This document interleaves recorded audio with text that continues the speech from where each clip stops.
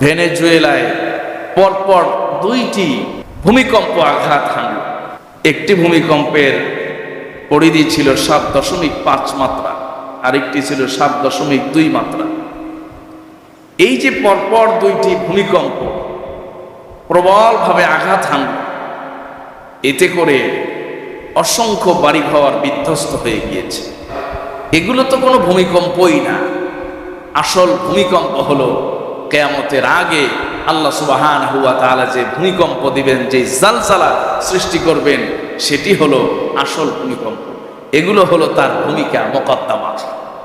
সম্মানিত ভাইয়েরা, আল্লাহ সুবহানাহু ওয়া তাআলা এই দুনিয়াতে মাঝে মধ্যেই সামান্য মাত্রার ভূমিকম্প দিয়ে আমাদেরকে সেই আসল ভূমিকম্পের কথা স্মরণ করিয়ে দেন যে বান্দা, ওই দিনের প্রস্তুতি গ্রহণ করো। এই দুনিয়া মাত্র কয়েক সেকেন্ডের ভূমিকম্পে মানুষ দিশেহারা হয়ে গেছে।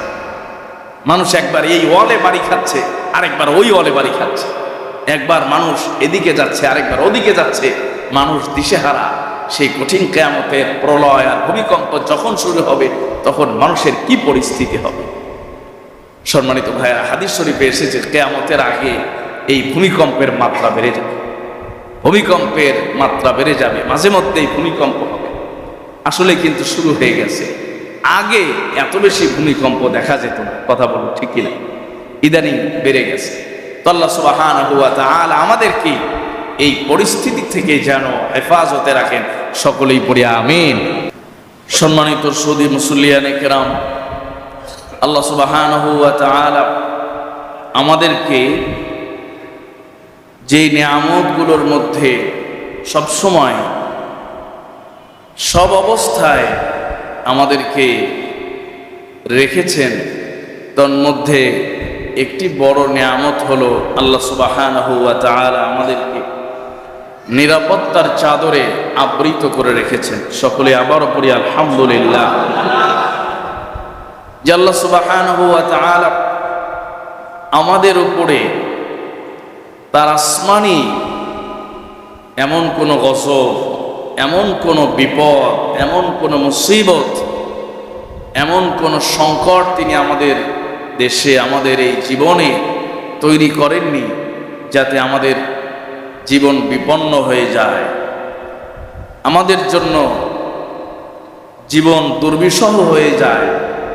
এই সমস্ত বিষয়গুলো থেকে তিনি আমাদেরকে হেফাজতে রেখেছেন।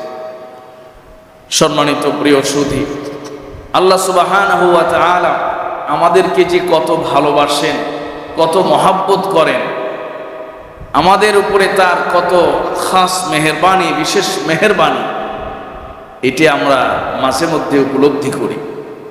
মাঝে মধ্যে আমরা এগুলো অনুভব করার চেষ্টা করি যে বড় বড় বিপদ মুসিবতগুলো আমাদের আশপাশ দিয়ে চলে যায়, কিন্তু আল্লাহ পাক এই জমিনটাকে হেফাজত করে রাখেন। কথা বলুন ঠিক কিনা? বৈশ্বিক যত মহামারী, যত বিপর্যয়, যত মুসিবত আমরা আমাদের বয়সে, আপনারা আপনাদের বয়সে দেখেছেন, আমাদের এই ছোট্ট ভূখণ্ডে আল্লাহ সুবহানাহু ওয়া তাআলা এইরকম বড় ধরনের কোনো দুর্যোগ, কোনো বিপর্যয় তিনি দেন। সুবহানাল্লাহ পড়ে। গত বুধবারের ঘটনা, ভেনেজুয়েলায় পরপর দুইটি ভূমিকম্প আঘাত হানল। একটি ভূমিকম্পের পরিধি ছিল 7.5 মাত্রা, আরেকটি ছিল 7.2 মাত্রা। এই যে পরপর দুইটি ভূমিকম্প প্রবলভাবে আঘাত হানল, এতে করে অসংখ্য বাড়িঘর বিধ্বস্ত হয়ে গিয়েছে। প্রায় 300-র কাছাকাছি মানুষ অল্প সময়ের ব্যবধানে দুনিয়া ছেড়ে বিদায় নিয়ে চলে গেছে। হাজার হাজার মানুষ আহত অবস্থায় আছে। আল্লাহ সুবহানাহু ওয়া তাআলা এই কঠিন অবস্থা এবং কঠিন পরিবেশ থেকে আমাদেরকে নিরাপদ রেখেছেন, আমাদেরকে সংরক্ষিত রেখেছেন, আমাদেরকে হেফাজতে রেখেছেন। আবারও পড়ি আলহামদুলিল্লাহ। এবং আমরা দোয়া করি আল্লাহ সুবহানাহু ওয়া তাআলা যেন যে সমস্ত মানুষগুলো দুনিয়া থেকে চলে গেলেন এবং যারা ক্ষতিগ্রস্ত হলেন, আল্লাহ সুবহানাহু ওয়া তাআলা তাদেরকে যেন দুনিয়া আখিরাতে উত্তম বিনিময় দান করেন, সকলেই পড়ি আমিন। আমাদেরকে মাঝে মধ্যে আল্লাহ স্মরণ করিয়ে দেন। আল্লাহ বেশি ভালোবাসেন তো, তাই সরাসরি আমাদেরকে আল্লাহ সুবহানাহু ওয়া তাআলা এই ধরনের বিপদ মুসিবত দেন না, তবে মাঝে মধ্যে স্মরণ করিয়ে দেন। এই সপ্তাহের কোনো একদিন এশার সালাতের পরে আমরা মসজিদেই ছিলাম, এখনো বের হইনি, ঝাঁকুনি হয়ে গেল। আপনাদের স্মরণ আছে মনে? সম্মানিত ভাইয়া, এই যে মাঝে মধ্যে আমাদেরকে আল্লাহ সুবহানাহু ওয়া তাআলা স্মরণ করিয়ে দেন, এটি আল্লাহ সুবহানাহু ওয়া তাআলার দয়া, যেন আমার বান্দা বান্দিগুলো আমার দিকে ফিরে আসে। কথা বলুন ঠিক কিনা? এই ভূমিকম্প, ভূমিধস, এগুলো কিয়ামতের আগে বেড়ে যাবে। আল্লাহ সুবহানাহু ওয়া তাআলা যেমনটি পবিত্র কোরআনুল কারীমে বলেছেন, ঠিক নবীজি সাল্লাল্লাহু আলাইহি ওয়াসাল্লাম হাদিসে পাকে ইরশাদ করেছেন। আল্লাহ সুবহানাহু ওয়া তাআলা বলেন, এই ভূমিকম্প আমি কেন দেই? আল্লাহ বলেছেন, মানুষকে, আমার বান্দা বান্দিগুলোকে একটু ভীতি প্রদর্শনের জন্য, তাদের অন্তরে একটু ভয় ঢুকানোর জন্য। সুবহানাল্লাহ বলেন, এরা যখন দুনিয়ার মোহে পড়ে আমাকে ভুলে যায়, আমার কথা যখন তাদের স্মরণ থেকে বিস্মৃত হয়ে যায়, তখন আমি আল্লাহ তাদেরকে একটু ভয় দেখাই, যেন আমি আল্লাহর কথা তারা স্মরণ করতে পারে। সুবহানাল্লাহ। পবিত্র কোরআনের অনেক আয়াতে, অনেক সূরায় বর্ণনা এসেছে, আল্লাহ পাক বলেছেন, এগুলো তো কোনো ভূমিকম্পই না, আসল ভূমিকম্প হলো কিয়ামতের আগে আল্লাহ সুবহানাহু ওয়া তাআলা যে ভূমিকম্প দিবেন, যে জালজালা সৃষ্টি করবেন, সেটি হলো আসল ভূমিকম্প। এগুলো হলো তার ভূমিকা মুকদ্দমা।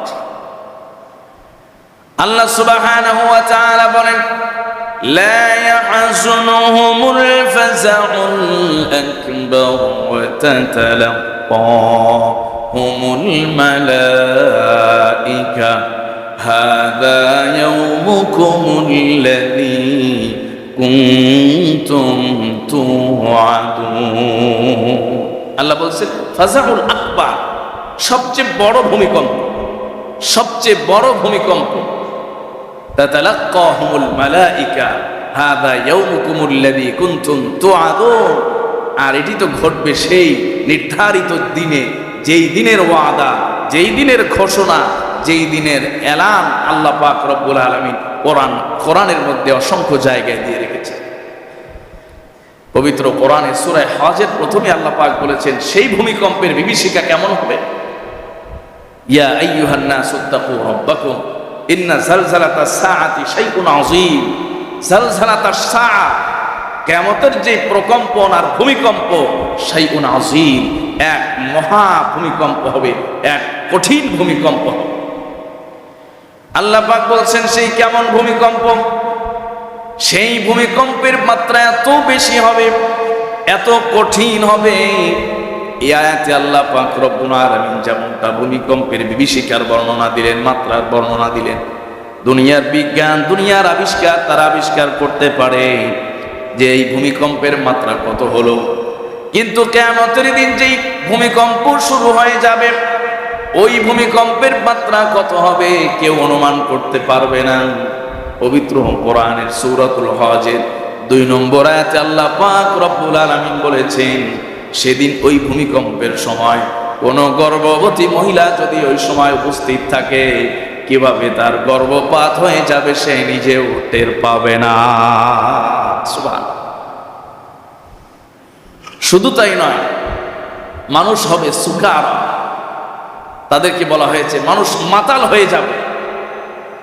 আল্লাহ পাক বলেছেন, অথচ মানুষ সুস্থ, কিন্তু ভূমিকম্পের তীব্রতা এত সিরিয়াস হবে, এত মারাত্মক হবে যে মানুষ যেমন মাতাল হয়ে গেলে, নেশাগ্রস্ত হয়ে গেলে দিক বিদিক হারিয়ে ফেলে, কি করবে খুঁজে পায় না, ঠিক মানুষ তেমন হয়ে যাবে। সুবহানাল্লাহ। সম্মানিত ভাইয়েরা, আল্লাহ সুবহানাহু ওয়া তাআলা এই দুনিয়াতে মাঝে মধ্যেই সামান্য মাত্রার ভূমিকম্প দিয়ে আমাদেরকে সেই আসল ভূমিকম্পের কথা স্মরণ করিয়ে দেন, যে বান্দা ওই দিনের প্রস্তুতি গ্রহণ করো। এই দুনিয়ার মাত্র কয়েক সেকেন্ডের ভূমিকম্পে মানুষ দিশেহারা হয়ে গেছে। মানুষ একবার এই ওয়ালে বাড়ি খাচ্ছে, আরেকবার ওই ওয়ালে বাড়ি খাচ্ছে। একবার মানুষ এদিকে যাচ্ছে, আরেকবার ওদিকে যাচ্ছে, মানুষ দিশেহারা। সেই কঠিন কিয়ামতের প্রলয় আর ভূমিকম্প যখন শুরু হবে, তখন মানুষের কি পরিস্থিতি হবে? সম্মানিত ভাইয়েরা, হাদিস শরীফে এসেছে কিয়ামতের আগে এই ভূমিকম্পের মাত্রা বেড়ে যাবে। ভূমিকম্পের মাত্রা বেড়ে যাবে, মাঝে মধ্যেই ভূমিকম্প হবে। আসলে কিন্তু শুরু হয়ে গেছে। আগে এত বেশি ভূমিকম্প দেখা যেত না, কথা বলো ঠিক কিনা? ইদানিং বেড়ে গেছে। তো আল্লাহ সুবহানাহু ওয়া তাআলা আমাদেরকে এই পরিস্থিতি থেকে যেন হেফাজতে রাখেন, সকলেই পড়ি আমিন। আমাদের এই দুর্বল ভূখণ্ড, যেখানে প্রতিটি নগরে কোনো পরিকল্পিত ভাবে নগরায়ন করা হয় না, সিটিগুলোকে নির্মাণ করা হয় না, এই দুর্বল, এই অপরিকল্পিত নগরগুলোতে যদি আপনার এরকম ভূমিকম্প হয়, এদেশ মৃত্যুপুরীতে রূপান্তরিত হয়ে যাবে। সম্মানিত ভাইয়েরা, এই জন্য আমাদেরকে আল্লাহ পাক রব্বুল আলামিনের দিকে ফিরে আসা উচিত। আল্লাহ সুবহানাহু ওয়া তাআলার দিকে আমাদের ফিরে আসা উচিত। আল্লাহ পাক আমাদেরকে সহি সমঝ এবং সঠিক উপলব্ধি দান করুন, সকলেই পড়ি আমিন। সম্মানিত ভাইয়েরা, তো আল্লাহ সুবহানাহু ওয়া তাআলা এমন এক কঠিন পরিস্থিতির মুখোমুখি হওয়া থেকে আমাদেরকে নিরাপদ রেখে আজকে আশুরার মতো গুরুত্বপূর্ণ দিন, আবার জুমার দিন, একই দিনে দুইটি গুরুত্বপূর্ণ ফজিলত জমা হয়ে গেছে। একই সাথে আশুরা, আবার জুমা।